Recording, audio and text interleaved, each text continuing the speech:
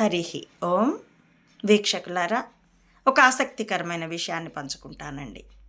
నా పోస్టులు చూసి చాలామంది నారాయిష్టులే. ఎందుకంటే మిగతా వాళ్ళకి మెదడు కాస్త ఉంటుంది. అది కాక భేదాలు, రాగద్వేషాలకు అతీతంగా నా పోస్టుల్ని పరిశీలించే ప్రయత్నం చేస్తారు. అందుకని వాళ్ళకి అర్థమవుతుంది. ఈ నారాయిష్టులకి మెదడు లేదు కదా! ఈర్ష్య, ద్వేషం, కోపాలు తప్పితే పాజిటివ్ థింకింగ్ అన్నది లేదు కదా! నారాయిస్టులంటే ఒక పార్టీ వాళ్ళని కాదండి. ఎవరైతే తమ అభిమానం తప్ప, తమ అభిప్రాయాన్ని అంగీకరించే వాళ్ళ పట్ల తప్ప, ఇతరులందరి పట్ల ద్వేషం ఉంటుందో వాళ్ళందరినీ నేను నారాయిస్టులనే అంటాను. ఎన్టీ రామారావు, సీనియర్ ఎన్టీ రామారావు. అతడి అందాన్ని నేనెంతో అభిమానిస్తాను. అతడి నటనా కౌశలం పట్ల నేనైతే ఫిదా. ఎంతగా అంటే 'చండీరాణి' ఏదో సినిమా ఉంటుంది. పాత సినిమా 'భానుమతి రామకృష్ణ' డబుల్ ఫోర్స్‌తో.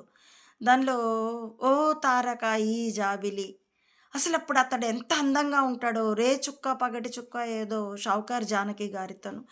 అసలు ఆ నటన 'మల్లీశ్వరి' సినిమాలో 'ఆకాశ వీధిలో' అని ఒక విషాద యుగళ గీతం ఉంటుంది.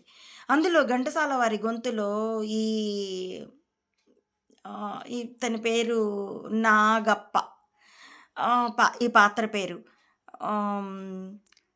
మా ఊరి గుడిపైన మసలి వస్తున్నావా, మళ్ళీ మాట ఏదైనా నాతో మనసు చల్లగా, అలా అనేప్పుడు ఇలా గుండె మీద చేసుకొని ఘంటసాల వారి గొంతులో పలికిన ఆ చల్లగా అన్న మాటలోని చల్లదనం, ఇతడి ముఖంలో ఆ నవ్వులో ఎంతటి అందం అండి, ఎంతటి నటనా వైదుష్యం అండి.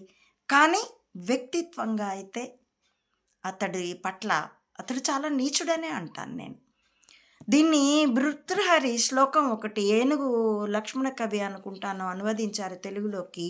ఒక శ్లోకం ఉంటుంది, ఒక భావం. పాము, నాగసర్పం, దాని చర్మం తళతళ మెరుస్తుంటుంది, మెరుపు వేగంతో కదులుతూ ఉంటుంది, దాని నెత్తి మీద మణి ఉంటుంది. అయినా కానీ దాన్ని ఎవ్వరూ దగ్గరికి రానియరు. ఎందుకంటే దాని గుణం గుడిసేటిది, విషపూరితమైనది, కోపధారి. ఆము అంటే ఢపక్కన కాటేసి ప్రాణహాని చేస్తుంది అని. అలాగే వ్యక్తిత్వంలో విలువలు లేని వాళ్ళు ఎంతటి అందగాళ్ళైనా, అందగత్తెలైనా, ఎంతటి కళామూర్తులైనా వాళ్ళు మనుషులుగా మాత్రం గౌరవింపదగిన వారు కారు. అదే ఇప్పుడు మెగా ఫ్యామిలీ రుజువు చేస్తుంది. Check yourself, common man.